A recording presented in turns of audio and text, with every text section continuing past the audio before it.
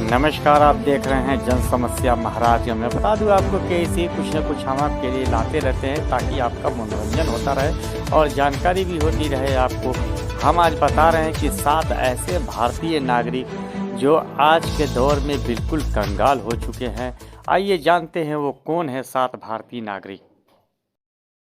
7 भारतीय अरबपति जो अब कंगाल हो चुके हैं। Number 1, VG Siddhartha. इस लिस्ट की शुरुआत करते हैं एक ऐसे इंसान से जिसने पूरे भारत को क्लासिक कॉफी के जायके से रूबरू करवाया। हम बात कर रहे हैं कैफे कॉफी डे के मालिक वीजी सिद्धार्थ की, जिनकी अर्श से फर्श पर गिरने की कहानी तब वायरल हुई जब साल 2019 में ब्रिज से कूदकर उन्होंने अपनी जान दे दी। मरने से पहले वो अपने सुसाइड नोट में साफ कर गए थे कि एक एंटरप्रेन्योर के रूप में वो फेल होने और प्रॉफिटेबल बिजनेस नहीं बना पाने के चलते उन पर प्रेशर रहा और इसी से तंग आकर उन्होंने मौत को गले लगा दिया। कभी a lot can happen over a coffee से cafe coffee day Indian market पर राज करता था, लेकिन इसकी बर्बादी का सफर तब शुरू हुआ जब वीजी सिद्धार्थ सीईओ के तौर पर कंपनी के लिए एक बेहतर बिजनेस मॉडल नहीं बना पाए। ऐसे में साल दर साल कंपनी कर्ज में डूबती चली गई और उसी प्रेशर में उन्होंने अपनी जान दे दी। नंबर 2, प्रमोद मित्तल। इस्पात इंडस्ट्री के मालिक और एक बड़े बिलियनर के रूप में प्रमोद मित्तल का नाम आपके लिए नया हो, लेकिन इस हस्ती के सक्सेस का अंदाजा इस बात से लगाया जा सकता है कि यूके ने कभी इन्हें सबसे रईस लोगों की लिस्ट में शामिल किया था।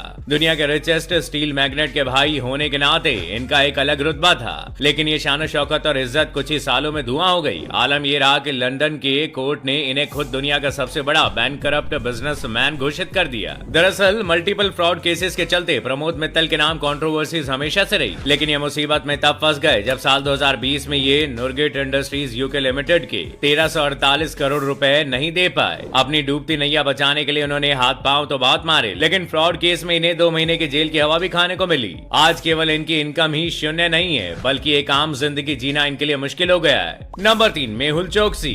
आज एंटीगुआ और बरबुडा जैसे देशों में छिपकर रहने वाले मेहुल चोकसी की छवि एक भगोड़े बिजनेसमैन की जरूर है, लेकिन एक वक्त ऐसा भी था जब पैसा, रुतबा और शान शौकत ये अपनी जेब में लेकर फिरते थे। गीतांजलि ब्रांड के ओनर के रूप में ये देश का रेपुटेटेड बिजनेसमैन था। देश में 4000 स्टोर्स के साथ इनकी नेटवर्क करोड़ों में हुआ करती थी, लेकिन साल 2018 में पीएनबी स्कैम और मनी लॉन्ड्रिंग के केस में फंसे ये देश से फरार हो गए। इन पर पीएनबी के साथ कई 100 करोड़ का फ्रॉड करने का आरोप लगा, जिसके बाद पैसों की भरपाई के लिए ईडी ने उसकी करोड़ों की संपत्ति को जब्त कर लिया। लेकिन ये आज भी भारतीय एजेंसी के रडार से बाहर है। कभी भारत के बिलियनियर कहे जाने वाले ये बिजनेसमैन आज एक क्रिमिनल से ज्यादा कुछ भी नहीं है। नंबर 4, रामलिंगा राजू। रामलिंगा राजू नाम है जिसको कभी आईटी सॉफ्टवेयर वर्ल्ड में काफी शान से लिया जाता था। इन जनाब ने 1987 में सत्यम कंप्यूटर सर्विस कंपनी की शुरुआत की और फिर तरक्की की ऐसी राह पकड़ी कि 2008 तक इनकी कंपनी का टर्नओवर $2 बिलियन हो गया। ये भारत की 4th लार्जेस्ट आईटी सॉफ्टवेयर के रूप में उभरी। ऐसे में जब एम्प्लॉइज कुमोए को नंबर 1 पोजीशन पर लाने का सपना देख रहे थे, तब ये बर्बादी के सफर पर निकल पड़े। हुआ ये कि रियल स्टेट में पैसा लगाने के लिए इन्होंने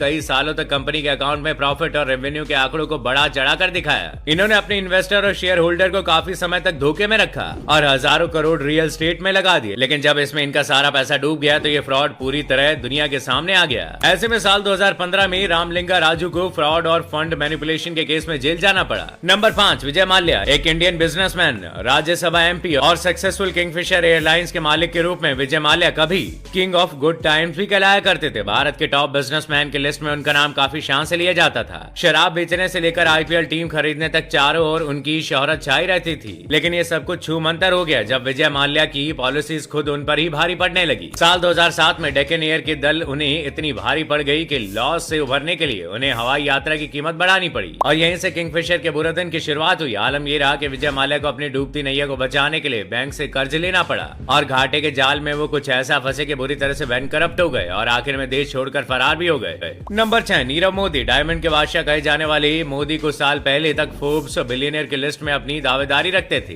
$1.8 बिलियन के साथ अपने डायमंड के लिए दुनिया भर में मशहूर थे। तो फिर ऐसा क्या हुआ कि कुछ सालों में मालामाली से ये कंगाल हो गए? दरअसल हुआ ये कि अपने बिजनेस इंपोर्ट के लिए इस डायमंड मर्चेंट ने फर्जी तरीके से पंजाब नेशनल बैंक से बैंक गारंटी यानी कि LOU हासिल किया। इसकी मदद से उन्हें कर्ज तो मिल गया, लेकिन इसे चुकाने में उनका बंटाधार हो गया। फिर 2018 में ये मामला तब खुलकर सामने आया जब इनके खिलाफ केस दर्ज किया गया और ऐसे में खुद की नैया बचाने के लिए देश से फरार भी हो गए। Number 7, Ranbaxy brothers. दिवालिया घोषित होने वाले बिलियनियर की लिस्ट में 2 भाई मलविंदर सिंह और शिविंदर का नाम भी सामने आता है, जिन्हें लोग रैनबैक्सी ब्रदर के रूप में भी जानते जानते, ये दोनों ही अपने दादा से मिली कंपनी रैनबैक्सी लैबोरेटरीज में 33% की हिस्सेदारी रखते थे। कंपनी का नाम इतना ज्यादा था कि 2008 में इनका टर्नओवर लगभग $2 बिलियन के करीब था। दोनों भाइयों से ये उम्मीद थी कि विरासत में मिले बिजनेस को दोगुनी रफ्तार से बढ़ाएंगे, लेकिन हुआ ये कि दोनों भाई के बैड इन्वेस्टमेंट और वर्स्ट बिजनेस आइडिया से कंपनी